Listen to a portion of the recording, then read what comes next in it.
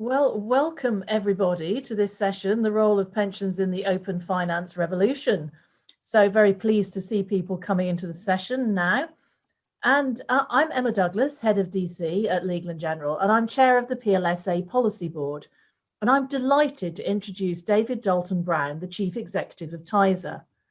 So David has led the TISA team since January 2015, prior to which he served for 3 years on the TISA board. David is also a non-executive director at Aegon UK, Co-Funds, Scottish Equitable, and chairman of Aegon Investments.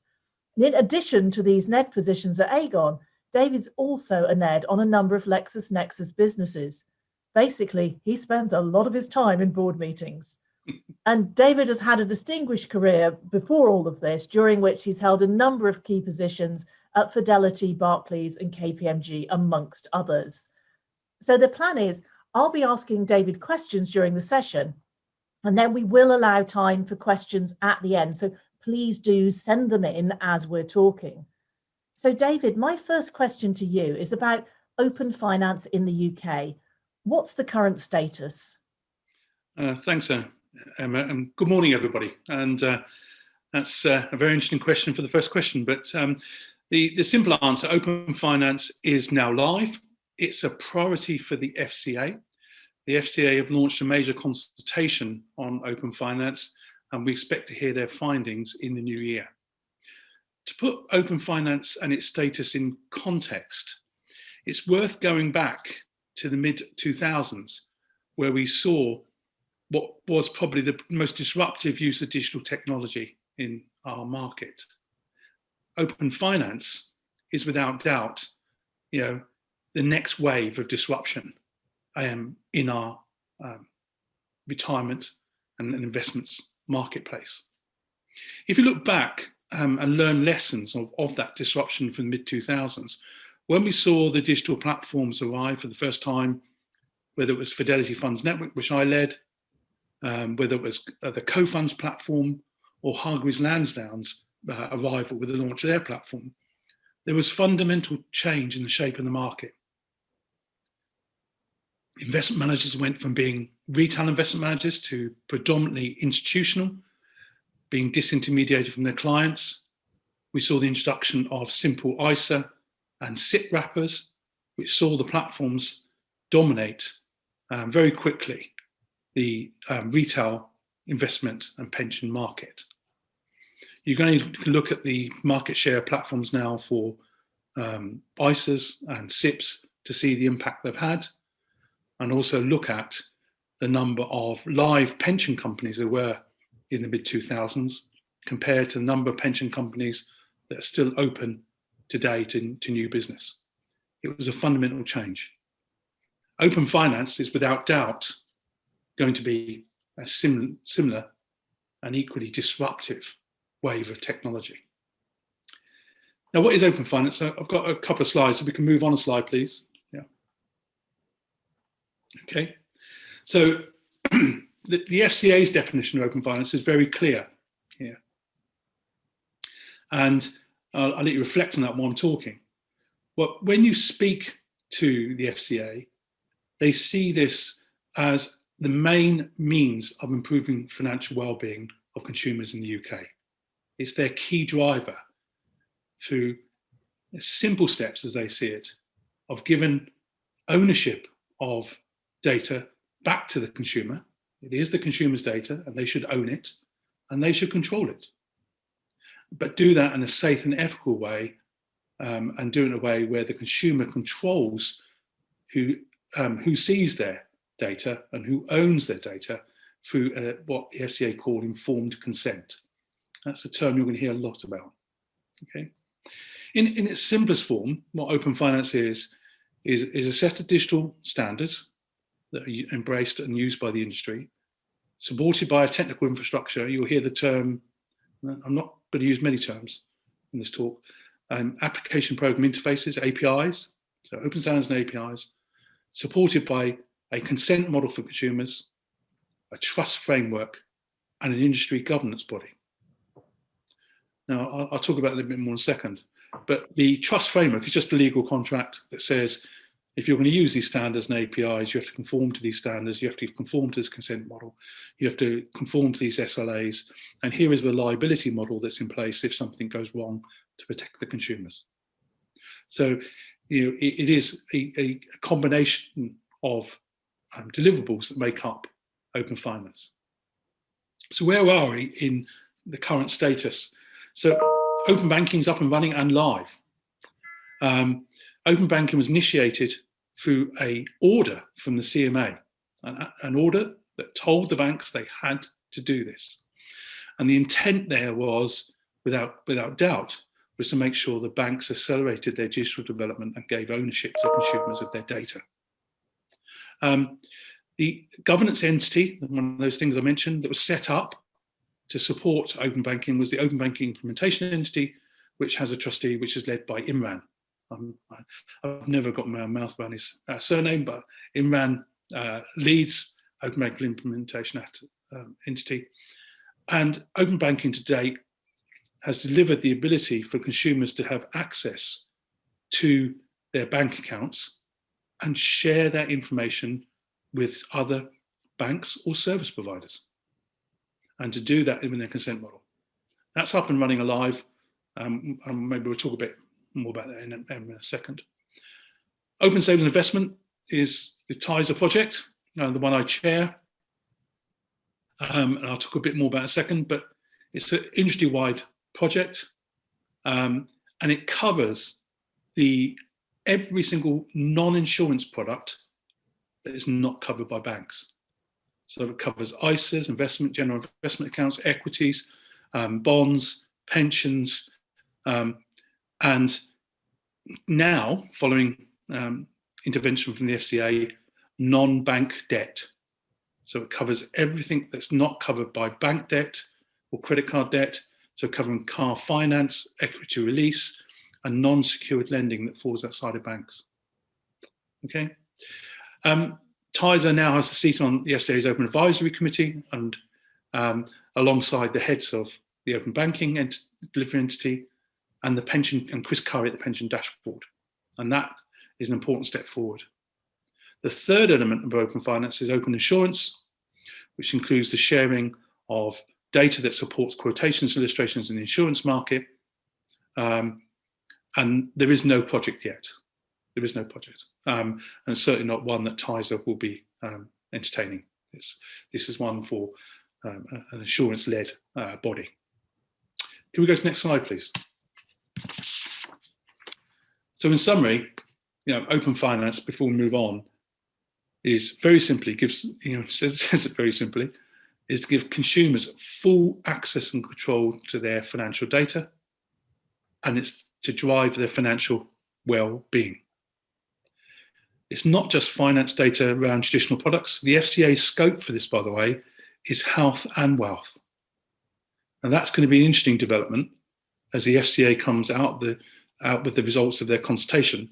But the scope as currently stated is wealth and health. Okay, and as I said, it's made possible for the introduction of those open standards and APIs, trust framework, and the required legal and regulatory developments. So that's the status. It's up and running. Two major components are up and running, with no project yet for open insurance, but I'm sure someone's going to fill that gap. That's great, David. So could you tell us a little bit more about open savings and investment? Because that feels very much what our audience today are going to be most focused on, and how it links into the overall initiative. Okay, if we can move on to the next slide. Yeah, it's everything in this market is about collaboration. Okay, and it's very clear. Here's the FCA's position on this, and there's a link here. The slides will be copied around afterwards by the PLSA. But the FCA is very clear on collaboration. As you can see from the definition here, that they expect to see a federated working group set up, which is obviously was driven by the Open Finance Advisory Group at the moment, and each industry sector to have its own project.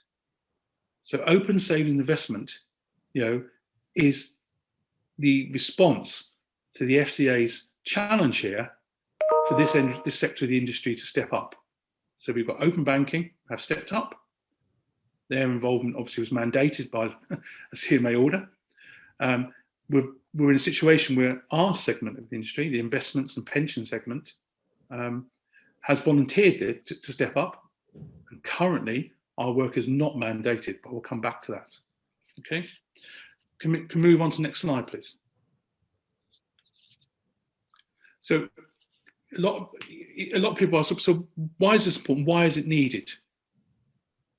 Well, it's I've tried my best to describe in the slide, but on the left you have open banking, which will make available cash holdings and debt, etc., through banks to the consumer through those open standards and APIs and consent models. Open savings investment does everything else: pensions, investments, non-bank debt, and assets. For example, housing assets. I've got to mention earlier. It will include your housing assets. Bringing that all together, it enables consumer to build their own personal balance sheet. They'll be able to see all of their debits and credits, all of their liabilities and assets, and they'll be able to use that information in partnership with the service provider, and I'll come to that in a second, to understand how they can manage their money through life's early stages, challenges, new baby, buying a house, becoming unemployed, just receiving inheritance, through to retirement, planning for retirement, in retirement, and then finally into care, of course. So that personal balance sheet, having everything in one place so you can see everything on one screen is going to be vital to help consumers manage their financial well-being. And very importantly, you'll see this in the work on the pension dashboard and Sir Hector's work at MAPS. It's very important that these, let's call it a dashboard, the balance sheet dashboard, is supported by advice and guidance. Now, this is a growing challenge for the industry. Where we are at the moment, only 8% of UK adults have access to advice.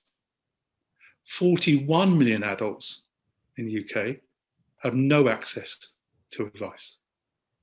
And while open savings investment will reduce barriers to people getting advice by lowering the cost of advice, I'm pretty sure of that, there will be a need for a guidance regime to develop to support those 41 million people who currently don't have access to advice.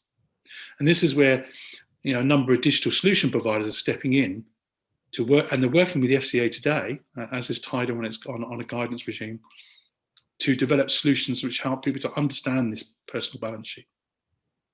Hopefully that sort of puts it in context. Can we go to the next slide? Now, where we are at the moment is in terms of driving open savings investments forward. We've pulled together at TISA a group of providers. And you notice here some of the early disruptors in the platform world. Fidelity and Hargreaves are involved. The big digital platform providers, Bravura, First New Zealand, GBST, all big digital platform providers. The wealth managers at Coutts and RBS, investment managers such as Schroders, data providers such as Morningstar, and very importantly, the Investment Association sit on the steering committee as well as does the PLSA.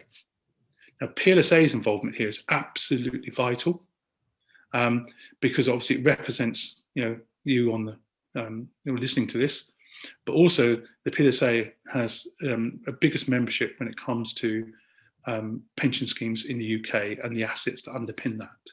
So the PLSA's involvement is absolutely vital. Very quickly, where we are, we're actually just about to enter phase 3 of the project. This project's been running now for 18 months. It's been well kept secret, but where we are at the moment, through the support from these companies and the project that sits underneath it, the delivery so far have been the definition of scope and the pace of delivery for open savings investment. The scope covering not just asset values, but supporting transactions, for example, transfers. The definition of the open standards has been completed together with the technical infrastructure that supports the APIs. And by the way, looking back to the FCA statement earlier, we are reusing the open banking technology rails and the standards they've employed. We've defined the consumer consent model that's to be employed. It's much closer. Many of you will know about TECs and transfers of investments in the UK now. It follows the very successful consent model that TECs has employed, where TECs today manages the vast majority of ISA and investment transfers in the UK, has been doing that for 5 years, transferring billions of pounds of assets digitally in specie without any loss of assets to, there's no consumer assets been lost at all in that time. So we've picked a proven consent model that works, and that's been put in place. The trust framework and the industry governance model support open savings investment has been defined and developed. Very importantly, as we go into phase 3, the implementation phase, the business model to support the rollout of OSI, the financials has also been developed. And you may be of interest to see that a showcase is now being developed. Hargreaves, Fidelity and Coutts are putting together an open finance showcase to demonstrate what's been delivered to date and to show that how open finance can be employed, and that showcase is going to be used to undertake consumer testing. And so therefore, we're now entering phase 3, and it may shock you, but the aim is to go live in 2021. And I'm sure a number of you have had some questions on pension dashboard in a minute, but I'll come back to that in a second. The project's now growing, and if there's any interest at all in joining the project to support the next phase of the implementation rollout, please contact the PLSA or myself. Okay. Hopefully that answers your question, Emma. No, that's great, David. Very comprehensive answer, and I'm really, interested to know how much work has already been done behind the scenes on this. This is fantastic. So, and great that PLSA are involved as well. And thanks for stressing that. So, you did mention the pensions dashboard. I think we've got to go there. How is this going to link into the pensions dashboard? It feels they're quite well aligned, but really keen to understand how it's all going to work together. Yeah, talking is very, very important. Collaboration is very important. So the fact that OSNI is using TISA sits on the Open Finance Advisory Committee along with Chris Curry and Imran from Open Banking. Very, very, very important. A lot of discussions go on there. A lot of work in the work streams that sit under that committee are managed through. So, for example, the pensions work stream is managed by Chris, and TISA support that work stream, sitting alongside Chris. So there's collaboration there. The second level of collaboration is we continuously share information across all the projects. And of course, having the PLSA on the steering committee of Open Savings Investment, they're also a representative on the advisory committee for the pension dashboard. So there's an important link there, a very, very important link. But at the end of the day, we are not dependent on the pension dashboard. Okay? So the pace of which OSNI is advancing is not linked to the dashboard. So in the next year, you will see the arrival of that first versions of those balance sheets. And if you look at the participants in OSNI, you will see that Origo is one of the members. Origo, of course, has most of the standards relating for, find your pension, transfer your pension, and those standards are being embraced within this project today. And those are standards that most of the industry use already. The big difference between OSNI and the pension dashboard, the dashboard is mandated, of course, through the Pension Act. This is not mandated. And I think you will see a version of the dashboard quicker than you did the OSNI dashboard before you see the pension dashboard. And one thing I'm going to leave you with and hanging, Emma, is that we should not forget how consumers drive things. So if you look when platforms were first launched in the early to mid 2000s, many people said that consumers would never use them, and I was told by one chief executive it was a folly. That was the nice way of putting it. But the consumers embraced them because it made their life easier. They could see everything in one place. They could manage their finances on that digital platform. The advisors embraced the platforms because it made their life easier, and the advice they give to their consumers was better. So it's it's the consumer that's going to drive this, and I'm very confident, Emma, and I'm more confident than ever that consumers will drive this by adoption. To look at when you look at the results from COVID, many companies are surprised how quickly consumers adopted digital solutions and financial services.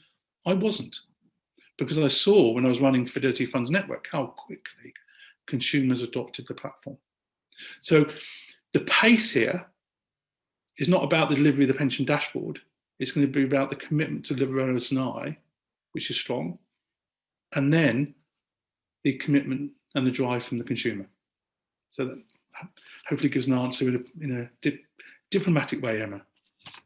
That's great, David. So interesting that this project's dates are ahead of the pension dashboard, but you're not worried about that. There's good links going on between the two, which I hear. I certainly get the concept of seeing everything in one place being a real positive, and absolutely, within my own business at Legal & General, we have seen so much more take up of online web chat, all of those solutions kind of as a result of COVID. So it's about a 25% increase. Yeah. So it's really good to see that's happening. I suppose just one question I've got is, open banking. We kind of started with that at the start of the conversation. Do you think that has worked? Has there been enough consumer demand, which you rightly talk about, David? Has there been enough consumer demand behind open banking? And what can we learn from successes or less good parts of how open banking's been adopted? Right. Well, I'm going to do this as frankly and as honestly as possible. And if Imran, you're listening to me, I apologise if I offend in any way whatsoever. But the first thing, I suppose, with open banking that raised eyebrows is the banks had to be told to do it by the CMA. Yeah, that's quite telling. And where we are today is, the order's now been fulfilled, and the banks are meeting to decide where it goes next. And that's going to be a key indicator of the support for this. But generally, whether it's banks or pension companies or anything, firms always fall into two groups. There are those that will embrace this type of technology and drive it forward. And there are many banks who see it as a positive advantage. Open banking is a positive part of their digital proposition. Others will see it as a threat to their business model and will try and hold back. We saw that with digital platforms at the start, the early 2000s. We saw it when we launched TEX, and that resistance, lasted for a while, but the change just burst through, driven by consumers and advisors. But there are a number of key learnings you have to look at. You mentioned consumers. How well did open banking engage consumers? I can't recall a single consumer advert. How well did it engage with the fintech community? Well, they had a fintech group. It was led by Gavin Littlejohn, who's the global head of FData, which is the Open Finance global body. And they got good engagement for the fintech community there through Gavin's leadership. But did we see any disruptive technologies come out of that? Did we see any new challenger banks formed as a result of that? Did we see, any, new businesses arrive that changed the banking business model? Now, we look at other segments. If you look at the other industry areas, whether it's travel, online purchasing, booking a taxi, booking a hotel room, when those digital initiatives were launched, we saw disruption of business models. So the question is, will it disrupt business models, and when will it disrupt business models? And finally, it's probably most controversial thing. I think the consent model that open banking used is overly complex, and the consumer has to give consent multiple times in the process. So even if you've got two bank accounts at the same bank managed by the different brands, you have to give consent once, then again, and every single time you want to give consent to share data, it has to happen again. Very complex and cumbersome. For example, with text, the consumer gives consent once. That's then trusted by everybody who uses text, the 300 companies that use text, and once the consent is given, the process kicks off. So,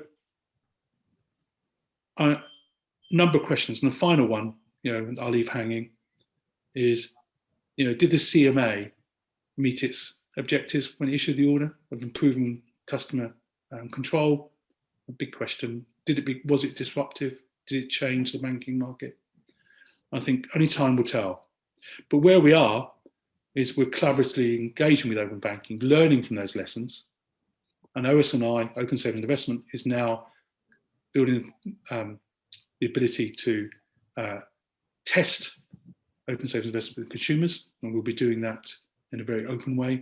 We have a fintech advisory panel that sits under this governance steering committee that has all the leading fintech players on it in this market, such as Openworks, Bud, Plaid, etc., all supporting this project. So we've embraced the fintechs early so they can see the standards and the APIs and develop consumer solutions.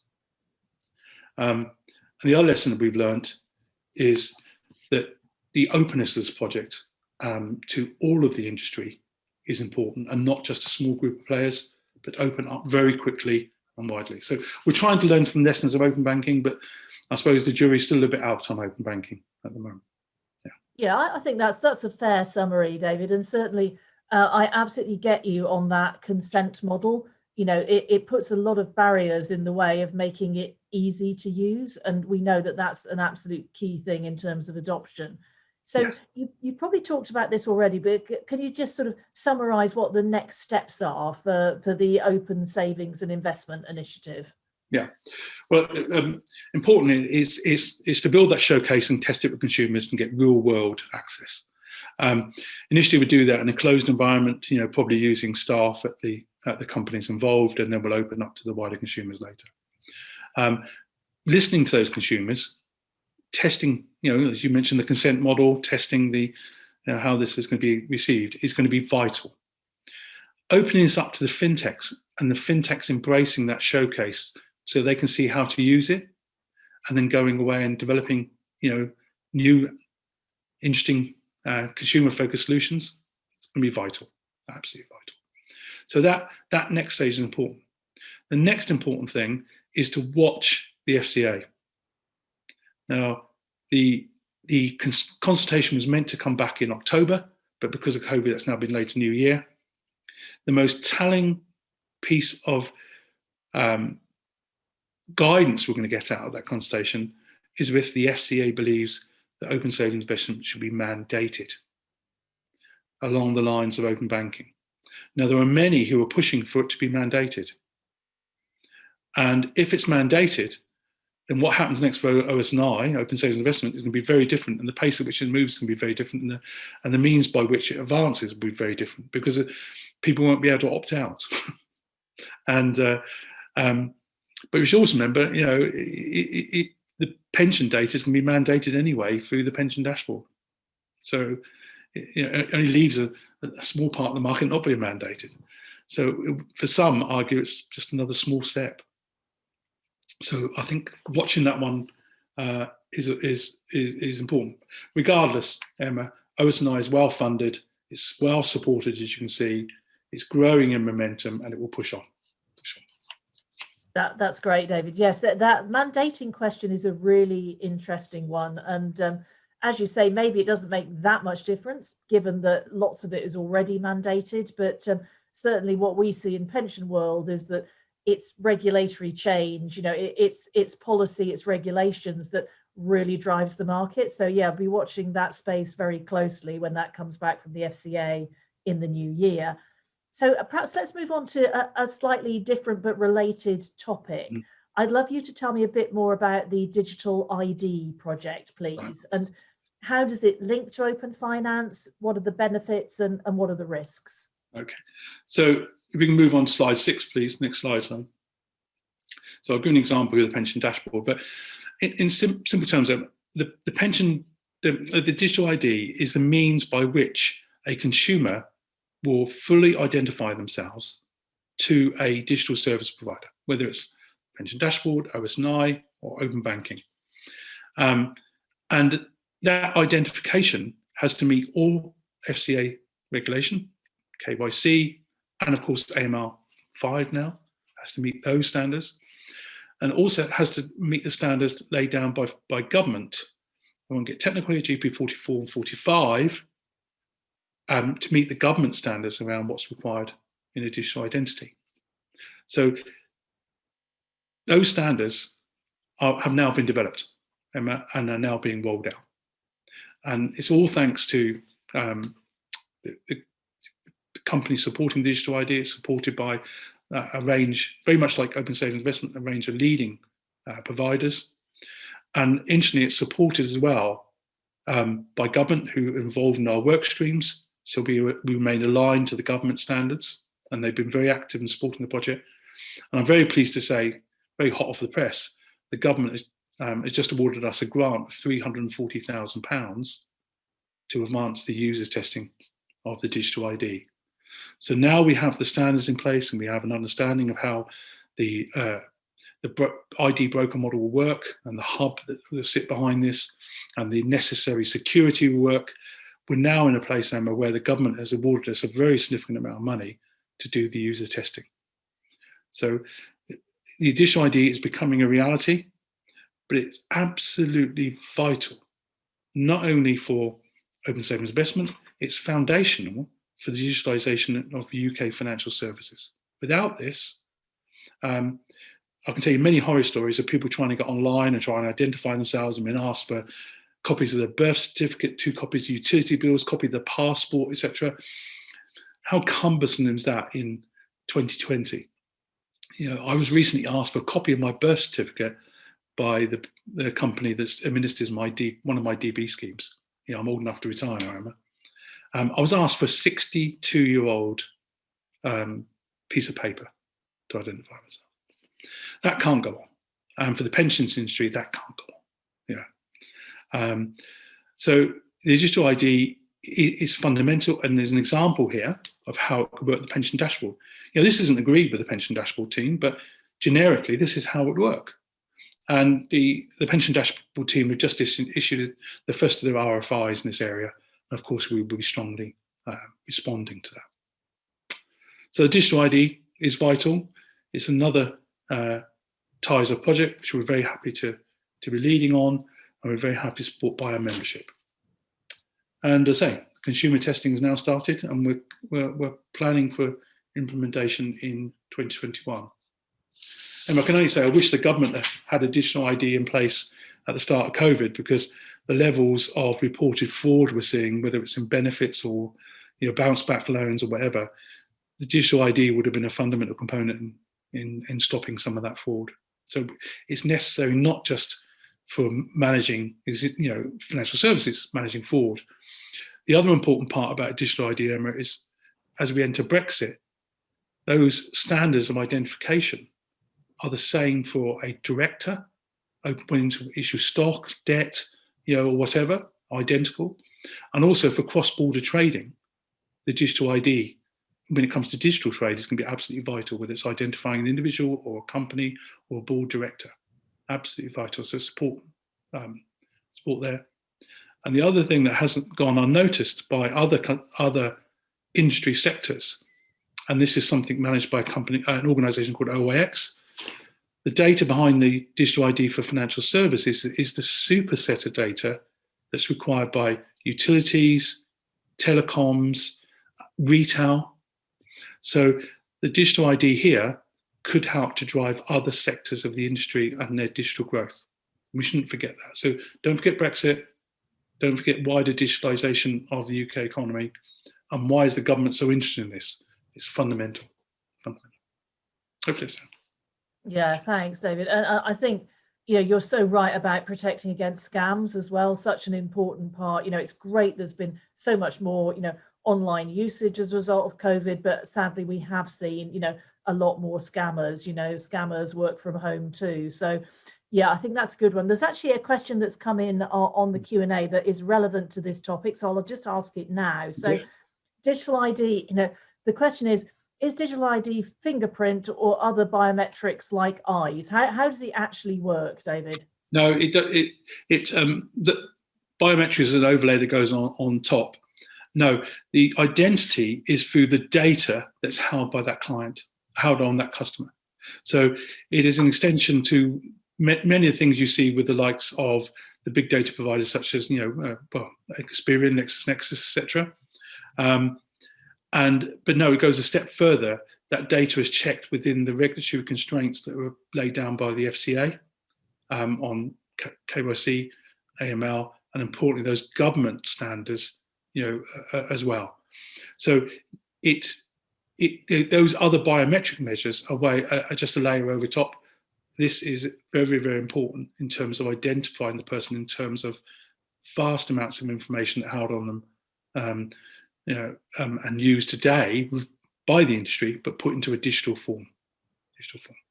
Okay, fine. And then the overlay of biometrics when you want to access this on your phone is just that, it's an overlay. This is a kind of underlying digital identity. Okay, fine. It is, and we've looked across the world, remember, on this. So in India, it's the retina. In Estonia, which is one of the leading digital IDs in the world, it's all on the same data that we're using, and it's stored on a card. So we have looked at this, but there are overlays that go on top of this.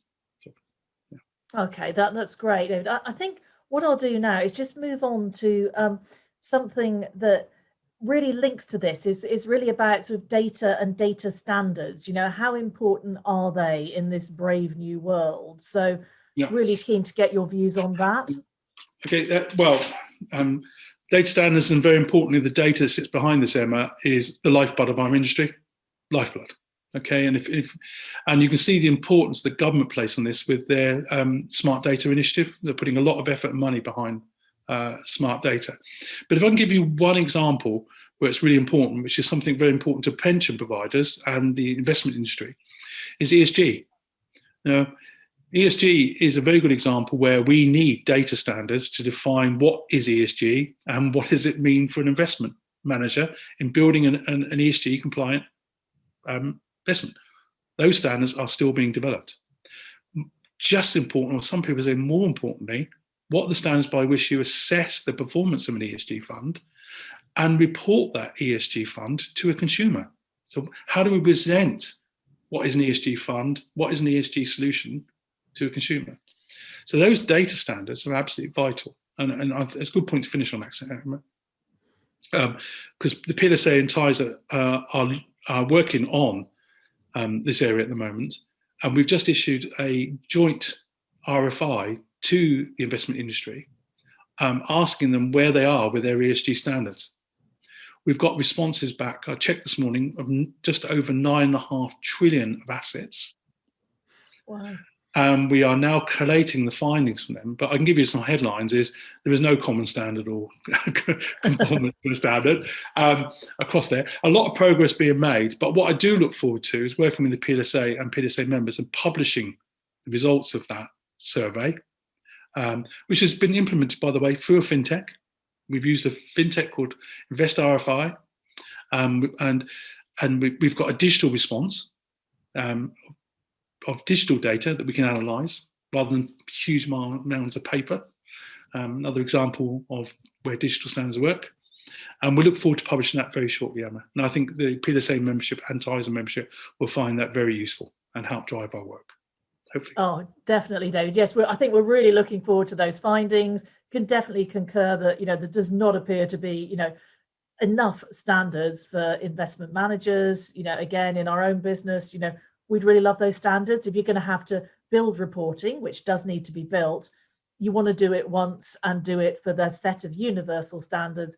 Otherwise, it's really hard for people like trustees to do their job, to compare, how different funds are doing from different managers, and it becomes almost impossible, I think, for the consumer to work out, what's a real claim and what isn't. So I think, these standards are absolutely vital. Now we do have one question in the Q&A. It's not specifically related to the stuff that we've been talking about today, but I wouldn't want anyone to think that we were dodging it, and I'm sure you don't want to. So it's really regarding TISA's plan for low-paid AE opt-outs. So Henry Tapper, who's never one to sit on the fence, calls it a disgrace. And I think we'd like to hear your views, David. Right. Okay. Hi there. You'll get one or two. Well, our position is very clear, particularly as we go COVID. A lot of low-paid people are going to find their finances very stretched, COVID. And we should remember, everybody, that a lot of these people are on contracts which are flexible, but their hours goes up and down. So therefore, their income goes up and down. And as the business they work for becomes under stress, it does become a challenge for those people to meet all their day-to-day living expenses. And it's very easy for them to opt out. Now, at the moment, if those people, we're only talking about those people under financial stress on very low pay. Remember, we're talking about people at £17,000 and below, right? If they become under stress, we have suggested, and it's been warmly welcomed by the government, that those individuals can opt out, but the employer remains paying their contribution. And then when they opt back in, when things get back to normal post-COVID, they haven't lost their workplace pension. Because where we are at the moment, if they opt out, they lose their workplace pension. And we think that will be disaster for the individuals going through a very difficult time. So our argument is about fairness. It's about supporting people on low incomes and making sure, as they're financially stressed, no doubt, many millions of people are going to be, that they retain the benefits of staying inside of their employer's automatic involvement scheme, and the employers contribute. Now, that's been strongly supported through TISA's membership, which our retirement council is made up of the largest automatic involvement providers in the UK. So I have heard criticism of it, and I've heard it being a flying wedge and the start of a downward spiral. But no, that's not how we see it at all. It's there to protect those consumers through this difficult time. And that's what TISA is about. It's about protecting consumers' financial well-being. We tell our members when they join that you leave your commercial guns at the door. We work to protect the consumer because we think that's in the best interests of industry and the best interests of UK PLC. And that's what makes TISA different from other organisations, and hence sometimes I get some criticism. Yeah. Well, thanks, David. No, it's good to give that answer. So thank you very much for that. So we are just about coming to the end of the session. So we've only got a couple of minutes left. No other questions have come in. So I'll just ask a final one of my own. Just sort of, what advice would you give to those of us who work in the pensions industry in order to make the best use of all of these new technological advances? What are the very quick summaries of what you'd say we should be looking at? Okay. Prepare to disrupt yourself before someone else disrupts you. Okay, lessons learned from the early 2000s. Those companies chose not to disrupt themselves are no longer here. Okay. Second thing is, those closest to the client are generally have the strongest relationship with the client and are generally the more successful business because of that. Open finance could further disintermediate you from your client. Don't let that happen. Embrace it. And the third thing is, everybody has a mission statement which has the consumer in it somewhere. Don't just whitewash that. Believe it. Focus on how you can deliver consumer-centric propositions, and open finance is going to be an important part of driving forward digital propositions that are more relevant than ever to the consumers. So just don't talk about putting consumer at the centre of what you do, make it reality. Oh, that's great, David. What a lovely way to end the session. And thank you so much for all of your answers and your insight. I'm sure we've all really appreciated that. So We'd normally end the session with a round of applause, but as it'll just be me applauding, that probably wouldn't be that great. But yeah, thank you, David, so much. Thank you to everyone who's attended the session, and we'll see you all soon. Thank you. Thank you, Emma. Thank you, everybody online. Thank you.